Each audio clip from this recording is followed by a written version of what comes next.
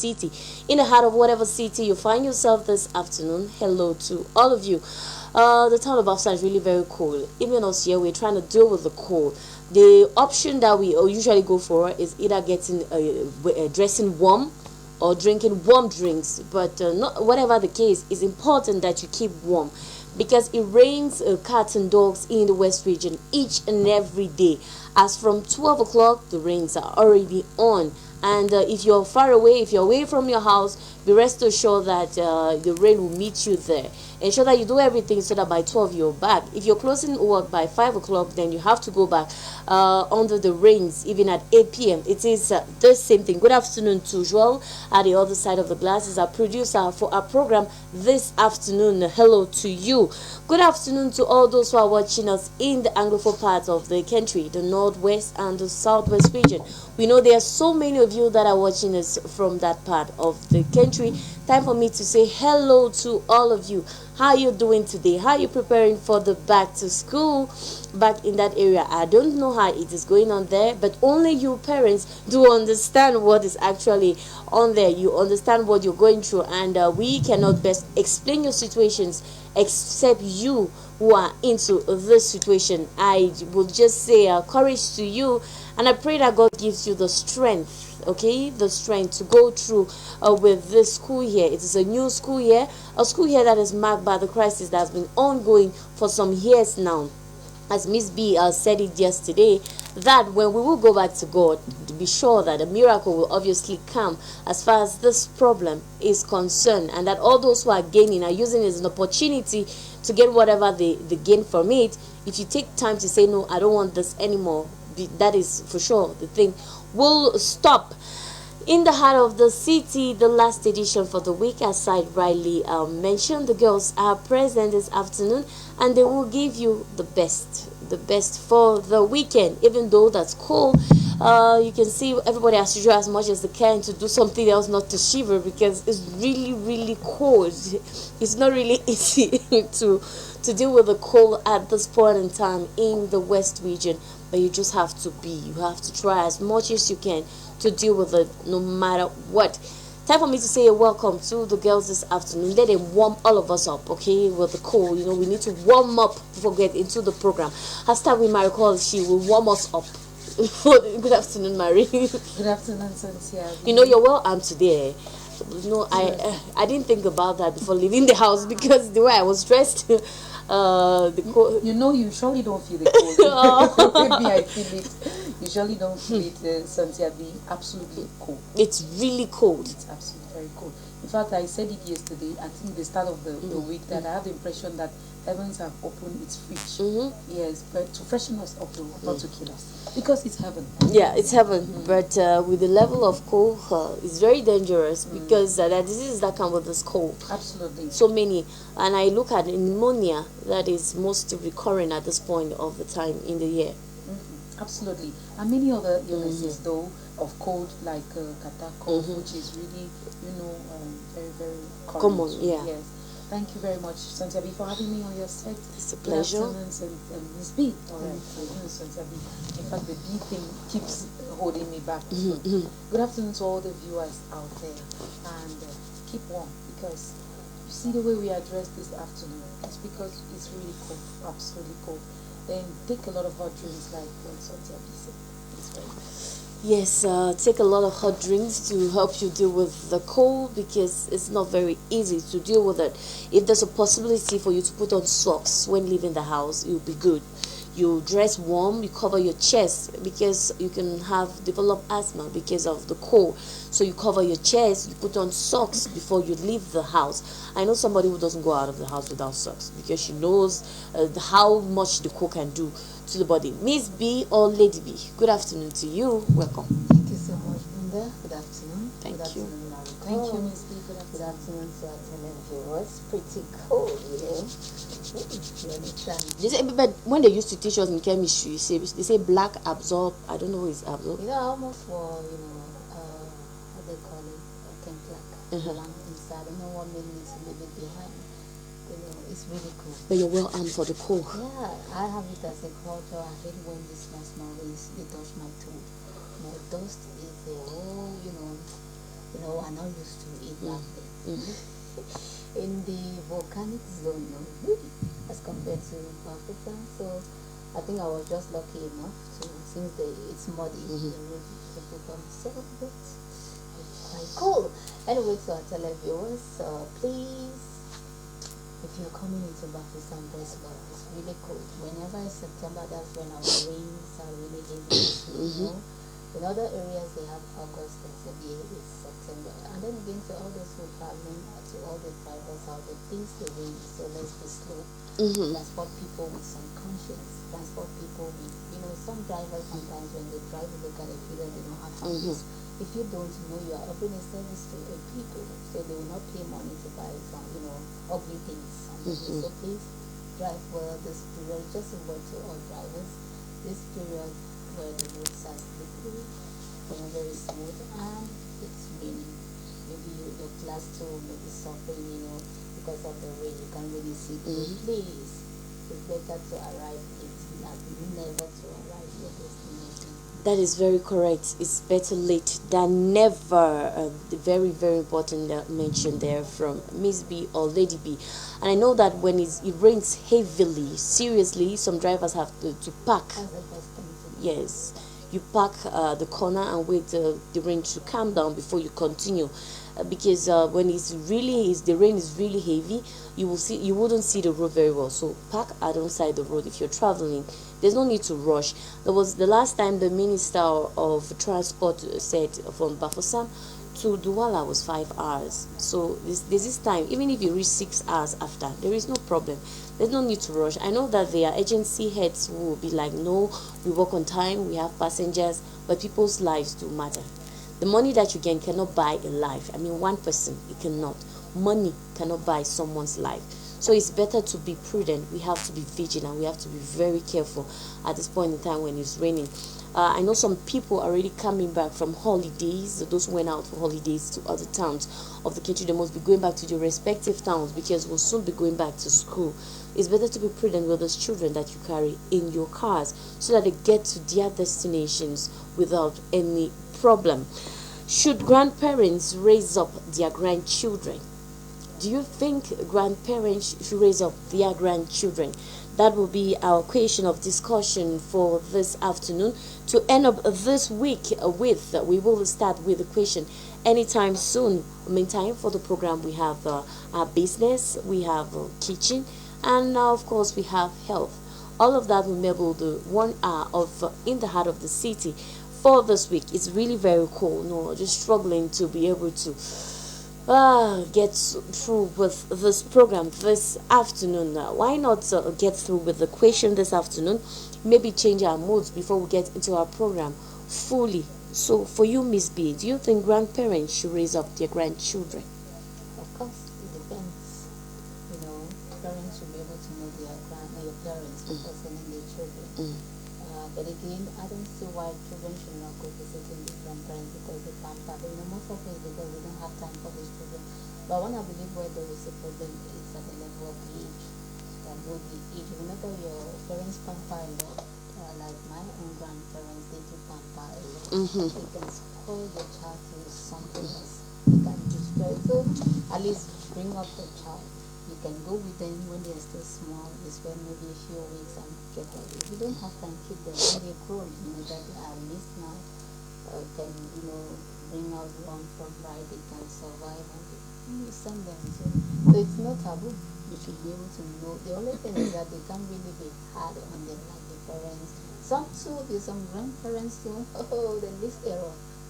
They finish your piece with snap. So it depends. The grandparents can, are they not the ones who brought up your own parents? So they can. But again, you should know your parents as you should know them before sending your kids. Okay, Miss B, you said they raise their children up. I like the part you said to raise their children up. So it's possible that they raise their grandchildren. But you know that 1/3 of their lives when you were being raised up is that they had to raise their own children and they must have exhausted all their energy. Do you think they'll still have the same energy on these grandchildren? That's why they say, realize that they are gone and that they need these children. So when they are still very small, go alongside them. Okay. And bring them back. But when they are of age, they have the right to go visiting their family. But we have children today who, because of work, you say, no, I don't have time. So when I have my children, I live with my mother or my father to raise them while I go look for work. Know your parents. That's all. You cannot be a woman here who is living with the grandchildren, and the grandchildren are growing up very low. Okay. So you should know your parents. They're growing up beautiful, as in very well. But this man is very old. Does she still have the same strength to take care of these children? She doesn't. And maybe how we, children is how there's one thing about children when they're growing, they have their food to eat. It's already guaranteed that these children, it's a woman who works hard. So know your children and know your parents as well. Grandparents, no problem with me. Okay. Depends on, who you know them to be. Okay, I'll come back to your Miss B. Miss B says there's no problem with grandparents raising up their grandchildren. I turn over to you, Maricol. Do you think, would you allow your parents to raise up your children? That's a very hard one as question. My parents raising up my children, I think I would let that be only if maybe I'm really maybe carried away by other activities in life. Okay. Yes, for example, maybe you can go for a study trip, maybe out of the space where the kid is, or maybe out of the country, or you're sick, or maybe financially you're not upright. Yes, those are just the restrictions that can make me to go right up to that extent. That's my answer for now. For now, okay, that's your answer. That is some of the cases that you can possibly bring about that because of some constraint. But there are people, we know of children who have, girls who have children out of wedlock, and maybe they're forced to go back to school and then letting their own parents raise up their children. There they have really no choice. Okay. Honestly, they have no choice because the same upbringing, somebody will be wondering that, but why would I be putting restrictions on why my parents should raise my children up? The same rigor they had when they were raising me, it will never be the same. It will never be the same. With my own kids who are their grandchildren. Now, if I'm going to school, let me say in the context where, like the answer the question you asked me on a lady who has had a child out of wedlock and they are in school, there they have no choice. Honestly, there's nothing they can do about it except they carry the kid along. But carrying the kid along for school might have a lot of constraints because they will need a second person to go with them so that that person caters for the kid while they are in school. Yes, but in the other way around, it's rather a blessing. It's grace if the parents are still there because there they can be able to now maybe take care of the kids and all of that while you are away. Now, on the other hand, I have the impression that kids would be pampered. Yes, they'll be pampered. That's the reason why I'm kind of holding back, because in as much as a parent can be stern, he could be stern on you, but when they look at their grandchildren, the love with which they look at these grandchildren, it's like a second generation they are looking at. Because it's not easy to be a grandfather or a grandmother. So they want to shower them with all the good things, They want to, sometimes they virtually spoil them. Children, yes. Yes, they completely spoil them because they are looking at, this is my mini-me. That is not only my kid I delivered, but the kid of my kid. So it means that there are a lot of things that they are telling themselves that God has permitted them to see. So it makes them to really be that lax in terms of discipline. But on the other hand, there are some parents, like Ms. B said, who will not smile. Who will not smile. Yes, there are some grandparents who are really, really strict, like my mom. She's not there to giving you so much bonbon and chingom and all of that. She's there to put you on the right track. Because one thing she has as hitch is that if your mom or your dad, who are her kids, are the way they are today, the society has not yet carried them and thrown them somewhere. Because this context is that sometimes when a person is awkward in character, the society starts wondering where this one is coming from. But she's been waiting to hear who will say that, where is this one coming from? So the same that she's going to replicate exactly what she did to her to her kids, to her grandkids. Now, they are not all parents that will do that. The energy is not there, like Ms. B said. They've grown old. the same energy they could use to run around the house with you, that is, they will follow you around the house and even around the quarter sometimes. With a very long stick. Yes, because they want to trash that naughtiness out of you. It's not the same one they will have. And some grandparents will not want kids coming around. I remember my mom was telling me a story just a few days back about her friend who is complaining helter-skelter because her grandkids are in the house and the husband spends all the time saying that go back to your houses, like go back to your houses, because these kids every blessed day they make sure that they go pick all their grandfather's books, they scatter it all over the ground and they do what they want on those books. So the man was so, in fact, he's been holding back until this fateful day he came and said, you should go back to your houses. These are kids of about 3 to 4 years. I can imagine how small they are. Exactly. Yes. So when she said so, I really laughed, and this question came timely because it just made me to remember that story she told me the other day, and we all laughed and we said, this is going to bring out the strength. That's the, even though he's old, yes, now it will bring out the youth in him, because now he will be obliged to be walking around the house, picking things and arranging them, all these books. And she says it's a daily thing. That is, they have their moment. When they are sure that all is calm, they just move there. And there are always 2 of them to walk, to do the work. Yes. So they do it and they pass it over to the next, and the next even tears the books and all of that. So it's grace. It's grace. Thank you, Maricol, for that short anecdote there on this question. So, raising their parents who maybe their children have died and they no longer have anybody to raise their children up, and they have to raise their own grandchildren like their own children. You see that there's another situation that comes. A very big one. A very big one, because like I said earlier, it's really not easy to bring them up exactly like them. But some children do that because I've seen a case scenario where the couple, they are really living, that is in town. Their parents, you know, nowadays we have modern parents. It's not all the time that everybody. Exactly, I'm talking of with this generation that we know compared to before. So now they will send the kids to their grandparents. Yes. Yes. Meanwhile, I mean, not even holidays, but on ordinary moments. Yes. Because they consider that they don't have the base to be able to give these children. That's the base, the education, the discipline, the rigor that their parents brought them up with. So they are still cherishing that moment, and they think that they are too lax. You know, some parents are really too lax with their children. Very, very. That the children tend to use them like they are anything. Yes, they know that if they tell you to go up, you're going to go. You give in to all of what they ask. Exactly. And it needs the intervention of an elderly person who is experienced to say stop. And sometimes you can blame the parents, sometimes you not blame them so much. Why? Because it will depend the way they had these kids. Sometimes it's been long years of search, and finally God bless them with the kids. So they are just like, this is our pearl, this is our diamond. But in the course of doing that, you can spoil the kid rather. Yes, because sometimes it's because of that the kids become so recalcitrant.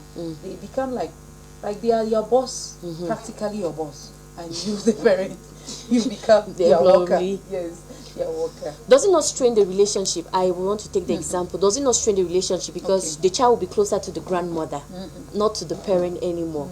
And now when they say you have to go back to your mother, it's no longer the same. They say, no, I want to go and see grandma. No, that relationship between maybe father and child, mother and child, wouldn't it strain it? It would.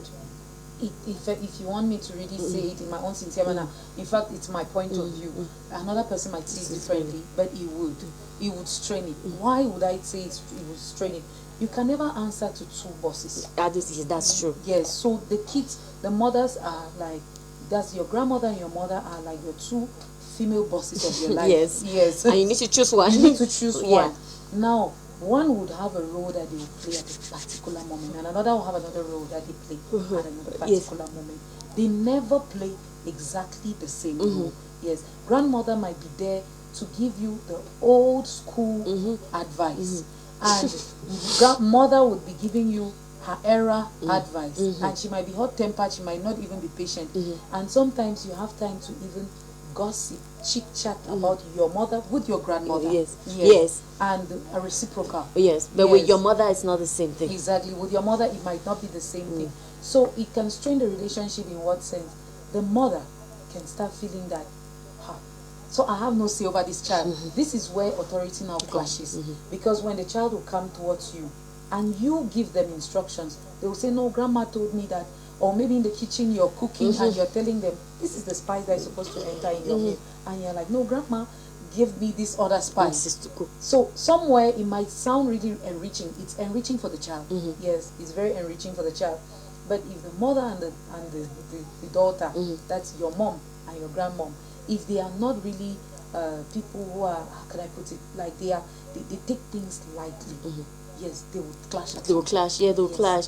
It'll be as if one person has stolen the love of another from the child and things like that. Absolutely. Thank you very much, Maricola, for your point of view on that. I turn over to you, Miss B.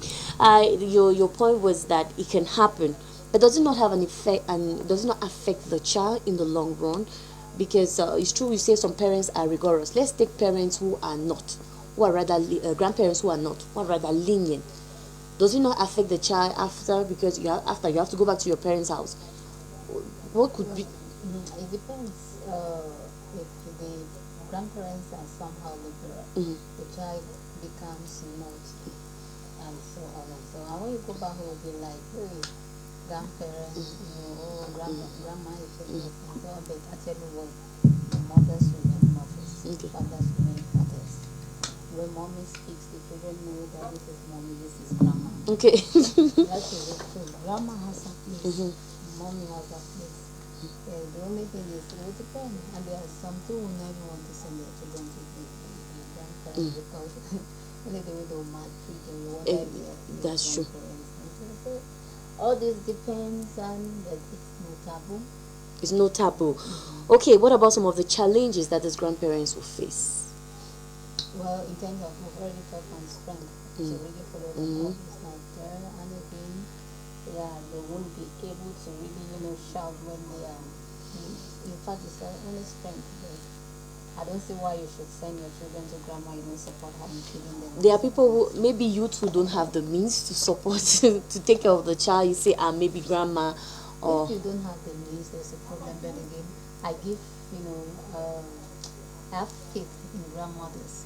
If they could feed you, they can as well feed their grandchildren. Okay.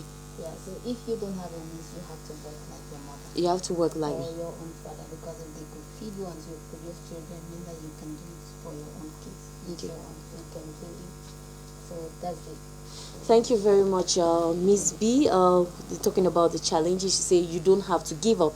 You have to tell yourself that situations do change and that you have to work to be able to raise up your children. This is a call particularly to all the young girls out there, because what they do is that when they have their children, they let the mothers, their mothers raise up the children for them. I know of a girl, what she does is that she goes and she has had 3 children with 3 different, she goes and have one, she comes and lives with her mother to raise, she goes out again. I think that at one point in time it's because maybe the mother has been lenient with her. Maybe she's giving her enough support. Okay, enough support. Well, there was not enough support, it would be a problem to her. Because financially too, sometimes if you're giving your mother you can work. Okay, I will end with this with you, Maricol. How do we, for a parent that maybe there's a divorce, the children have divorced, or there's a death of one parent, there's neglect or abuse, what is that advice you can possibly give them this afternoon to help them raise up their children without any problem? It's difficult. That's not a case scenario we will ever want to wish for someone, but there are things that happen in life. So advice to give to such a person is just to stay strong. It's true. Looking for strength inside of you is something much more difficult than just digging a pit, honestly. So you can start by being strong, telling God, okay, I'm here and I give all to you. Now, abuse. If abuse is coming from the parent, yes, the parents of the child. So you decide to say, no, let me take this child because you are not treating the child rightly, and I take the child. I think the best thing to do to a child at that age is to protect them. Yes, to protect them, because they don't have the capacity to protect themselves. Exactly. They can't defend themselves neither. So the highest thing you can do at that point is that if you're able to identify the problem, because some children go through that but they never speak out. Yes, they never speak. Because they've been threatened to do not to speak. Or sometimes the kids don't even know that they are supposed to speak. Yes, so the first thing is that if you notice any signs, I mean, as those who are around the child concerned, you notice any signs, bring them closer to you, speak with them, just converse with them on a normal way. Don't make as if you want them to report to you of something, because once it gets into that form, it might be a problem to them. Make them to just converse with you. How are you in the house? What are the things you usually do in the house on a daily? Let him tell you. How do you always do this and that? Just tactical questions. And I bet you'll be able to get the truth with time, even if it's not on day one. Then you'll get the truth. Yes. Gradually, that child will open up to you. Yes. And once they've opened up to you, now it's your role now to protect the kid. Don't go tell the person that the kid told me that, because they might just hit that kid. You can use your own wisdom by saying that I observed, and I noticed that maybe the child is breaking down, he's not doing well in school. Maybe no, teachers do observe that Exactly. in school. They say, no, what's happening to your child? He's always sleeping, always absent-minded. Those kind of little things never really tell the wrong thing. Yes. Yes, it always sends a signal. Yes, something is wrong Yes, somewhere. that means something somewhere. So once you notice that, take that child out of that zone. Honestly, at some point you have to use even the rash way. Yes, because I have a case that I had to handle from a distance, like few months ago, where the kid, we had to remove the kid by force From the parents. Yes, because at that point, what was happening? This kid was going through that's corporal torture. Jesus. With wounds all over their body, and the body was not even, that's the wounds were not even getting healed. Why? Because no proper treatment. The moment the treatment wants to even take place, all they over beat again. And that kind of context where you beat up a child as if the child was a snake. Honestly, if you can save the kid, save them. Now, if I want to talk now to the kids, I'll tell them that if you have anyone next door, even a neighbor, we never know who will save you. Because sometimes you're in a house where you can't speak. Yeah, you can't because speak. even if you speak inside, some other person will go back to You the can parents report. and say, Yes. he said so, and that will still fall back on you. So look for any neighbor and express your pain. There's always a neighbor that puts Yes. ear on people's things, like what is happening in that house, you know. Or someone who is very just caring. Yes, always greeting the child nicely, like how are you, and try to check and express it to the person. And I think that from there, something must come out. Something must surely come out. Miss B, anything to add as far as this advice is concerned? All is said there, but again, as parents, it doesn't mean that because we love the children so much, we pamper evil. No, where you need to correct, where you need to pamper. That there must be pampering and there must be correction. Okay, there must be pampering and there must be correction.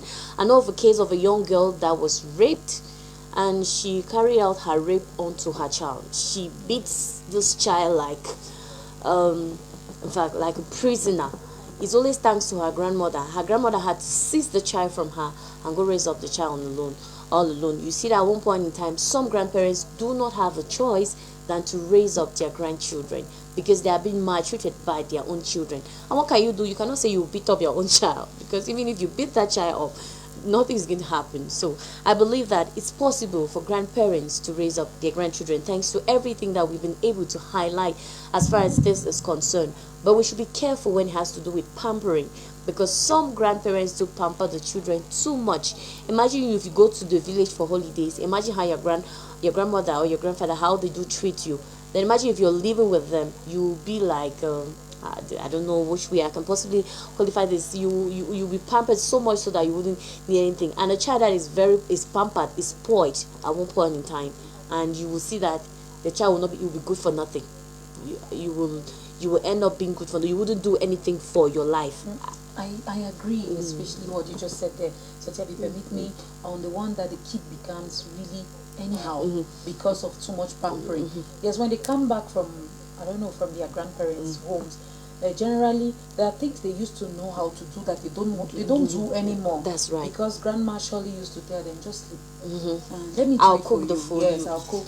And sometimes Sometimes these grandmothers and grandfathers go to the extent of feeding these big babies, like these very big children, and they are like, come and sit here. You see them sit on their grandmother's laps.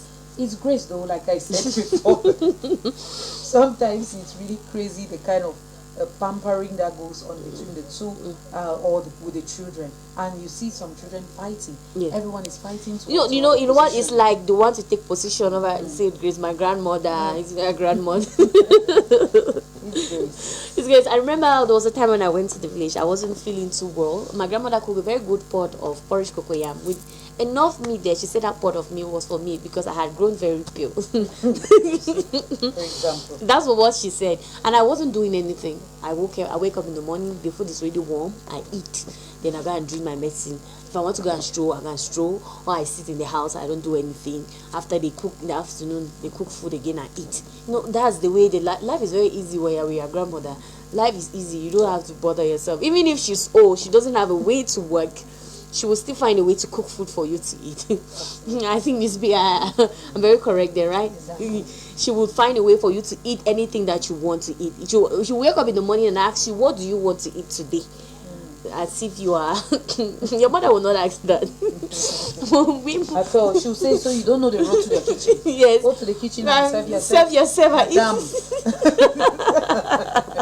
The kind of expressions are always very hot sometimes. You know, some of us use them too. You know, we adopt this expression and use them. Be like, you know, you come here, you are cheap. You come and sit. Let me come and serve you food. Yes, Mrs. Madam. Yes, Madam First Lady. You sit down. Let me serve you food. So, grandparents, we are not refusing that you should raise up your children. What you should do is that you should be rigorous. You should be strict on them so that they don't get out of hand. Because if they get out of hand, the society will get them, and the next thing is that before you know it, say your child is a thief, is this or that. We don't want any of such things for any child. Our question has been, should grandparents raise up their grandchildren? We're trying to talk on it and possibly see possible ways of helping persons. We have talked so much on that. Time for us to go into something else in our program this afternoon. For those who are just joining us, you're watching In the Heart of the City from NGTV. We are broadcasting in the Bafusam. Straight away, we go to the first slot of our program this afternoon. It will be with Miracle. We started with Oranges Monday. Today, we will continue. We will end everything as far as oranges are concerned. I'll give the floor to Miracle to tell you all what she has to say for today as far as oranges are concerned. Absolutely, Cynthia. Thank you once again for giving me You're welcome. The floor. We're going to say goodbye, unfortunately, to Oranges today. It doesn't mean it's finished in the market. To meet him somewhere again in the market. Yeah. But on TV, we'll not talk about it for the while anyway, because if need be, we'll come back on it. All right, we'll talk about the innovative ideas that are hidden behind oranges. Okay. Yes, oranges. Now, the first thing first, if you were growing up and you tried this experience, then I'm sure you should know right by now that the back part of orange can create gas. Now, this concerns those who are into biology, chemistry, those who like transforming items, transforming all what is rot and all what is waste. Okay. Recycling waste. That's the expression I was looking for. Now, that's it. You can use the back part. The back, that's the cover of orange. If you've ever pressed it like this by the side of fire, when I was small, I used to really try this like all the time. And every time it will catch fire. Every time it will catch fire, and I'll run, but I'll never learn any lesson. But I'm not teaching anybody. I'm not teaching anybody any of that. Okay. So you press it and you see something comes out of there. Now it can be helpful to those who are into or what I explained earlier, scientists. Yeah, those who do research, yes. Exactly. They can recycle that. And why not? We get biodiverse manure from there, biodiverse gas from there, what we call methane. Can come from there too. Why not? All right. Maybe I've given somebody a project. You know, I didn't know that. All right. It's my first time of getting that. Okay. Because what I used to do is to spray inside the eyes of people. And it will hurt. Yes. Alright. That one is not instead very good because it would spoil your view. That's the problem. Now the second thing that I wanted to share with you, Santiago, this afternoon about innovative ideas behind oranges is that you can press your oranges and you now transform them into juice. Rather than going to the stores or to the shops to buy what is already mixed with chemicals and all of that, just go for this bio natural one. I bet you it's very good, especially for kids who are suffering from constipation. Babies, yes, who are suffering from constipation. It can help them a whole lot. Same thing with we adults, it will help us too. Okay. And then on the other hand, you can equally just drink it as your snacks for the evening. Why not? Instead of maybe eating heavy, if you're someone who wants to do, say, cut down, yes, you can eat all the doughs that you want during the day. Now in the evenings, you just drink your orange juice and you go to bed. Why not? But the only problem is that sometimes it might be acidic. Yeah, I know oranges are very acidic. And this might just be a problem to you or even in your organism. So if you are somebody who is suffering from gastritis, then please don't go for such. For juice? Yes, for juice. Is there no thing that you can mix it with something else and then it helps? Oh, well, I can't tell for now, but I think that people who like adventures can try. Maybe they can try. You know, some people are very adventurous. They just discover things on their own. Like maybe they take a mixture of orange and pineapple, orange and pawpaw, and yes. they grind it all together and they drink. So all of that is still good for you. All right. Then the last but not the least that I will want to talk about with regards to orange is that you can use it in your how do you call it, like your salads. Okay. Yes, when you do salads and you want to present your salad already in trays, you can just remove them since they always appear in. Because oranges are always in rolls. Thank you, Miss B. You remove them, you drop them. Do you peel? Do you peel? Yes, you peel. Okay. Yes, you can peel. You peel, then you remove what is inside, and you detach them from one another, and you place them like that. It looks so beautiful when you do that. And the last but not the least, you can equally use this same method, but this time around you do some sort of a punch. When you punch, like you mix it up all that, you grind it, you grind the orange in a blender. Yes, after you grind, you now mix it with another fruit. Okay. Yes, that of your choice, like I said, of your choice. That's what they call punch. You can mix it with many other fruits, but making sure that the fruits don't come together to create havoc. So don't say I didn't tell you, please. So choose the kind of fruit. You can go with pawpaw because it wouldn't be too harsh. You can maybe go with watermelon too, and many other fruits that you can try. Yes. So you cannot mix all the acidic juice together, all the citric acid. The level of acid will be too high. Okay. Yes, that's the problem, because just imagine that you take grapefruits, you take lemon, you take limes, you take tangerine, and you take the orange itself. The acidic level might be extremely high and might be a problem to you. So you need fruits that will kill the acid, that the citric acid that is found in oranges. Thank you, Maricole. Here she's spoken so much. Monday we did the sales of oranges. That is now we don't really find it in the market, and when buying you need to be very careful when you're buying, because you can go buy and before you know it, the thing, now the oranges are expensive, and also it's not very sweet. You see that it's very complicated for now. So you can possibly get to do buy oranges now, but it will not be easy for you. For those who are selling, they always obviously find a way to make some money for themselves.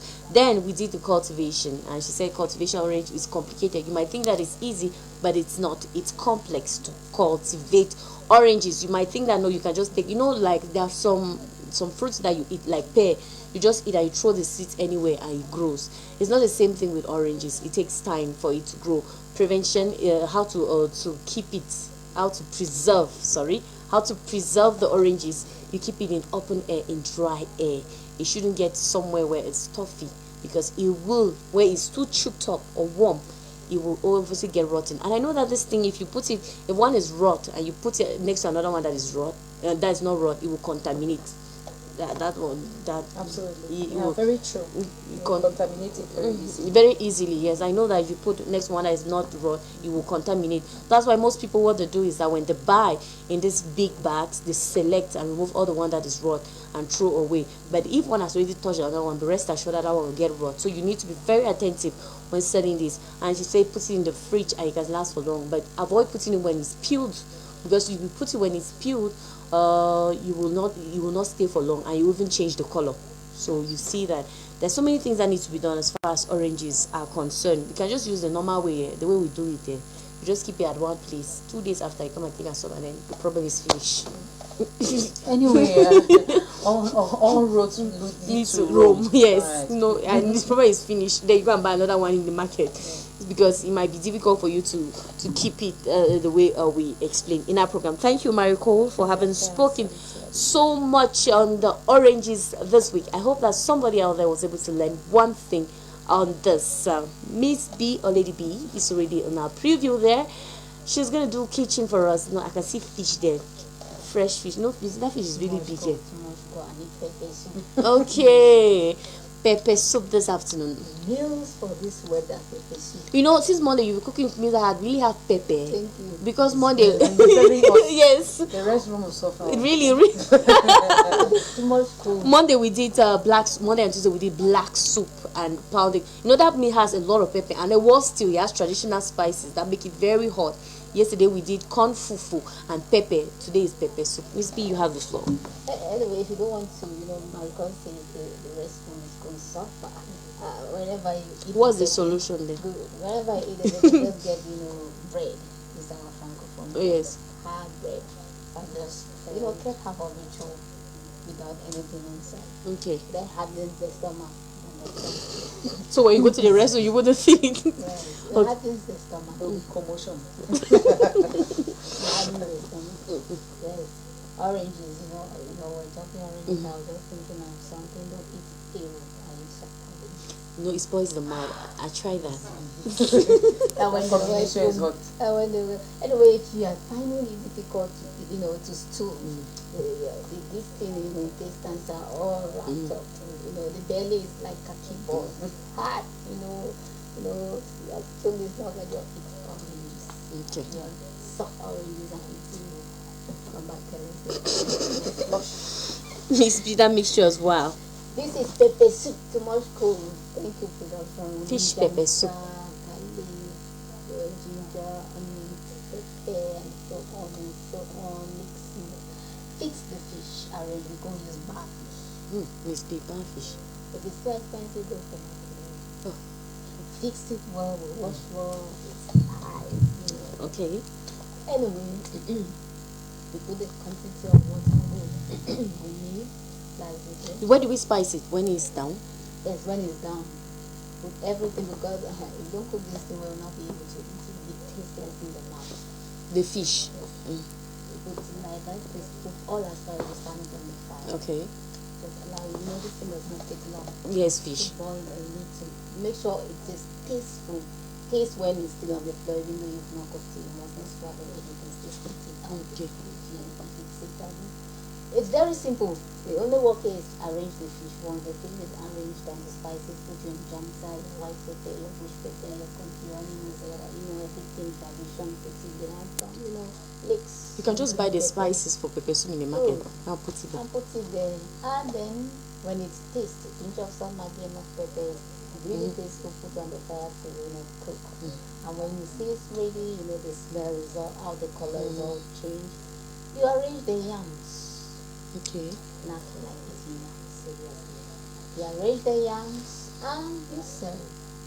Okay. Simple. One thing about it is not difficult. It's not difficult to do. Yam is not difficult to do. It's not plantain or banana. People only face difficulties in this thing, Miss B, in the spices. Thank you. Every traditional spice goes. So you realize that we do not put tomatoes when we tomatoes. But it's not a tradition, it's not just a lot. I know some people. Yeah, some people do put tomatoes in this thing. They put great tomatoes with pepper and other spices, and they add to it to make this.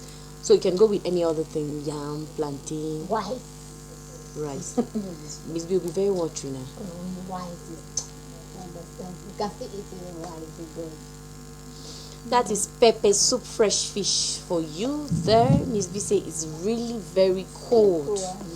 It's very simple to do. Miss B, some people, I have this question. Some people, when they do the mixture together and put on fire, the fish might get too soft.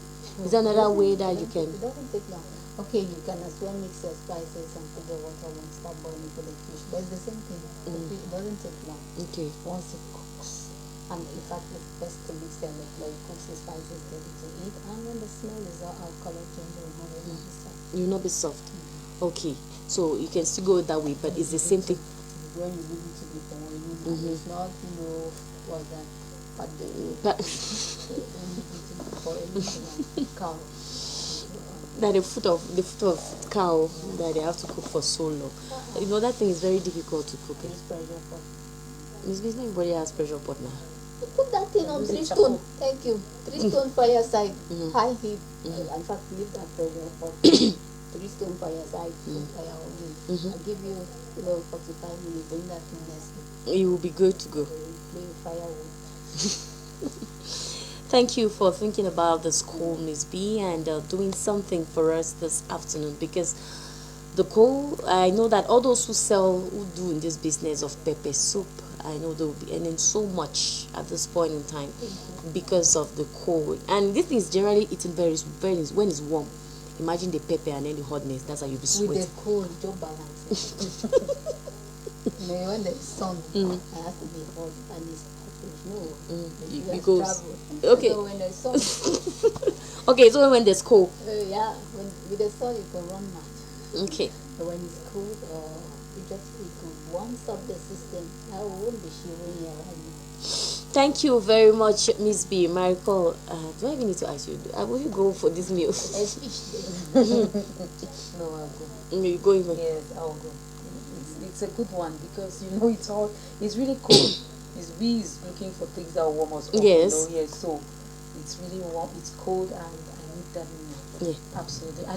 Generally I like pepper soup as a whole. Okay. Yes, I always like it because it makes you to feel like you've really eaten. You don't eat too much. The truth is that it's not too heavy. It's not heavy, yes. Yes, it just depends on what you are accompanying with. Like Miss B proposed us yam. Yams, yes, yams. I like it too with yams and Yeah, I'll eat all that pot of yam. cocoa yams. No, I know. I know. So I like it. Okay, thank you very much. Miss B or Lady B Miracle is going in for this meal.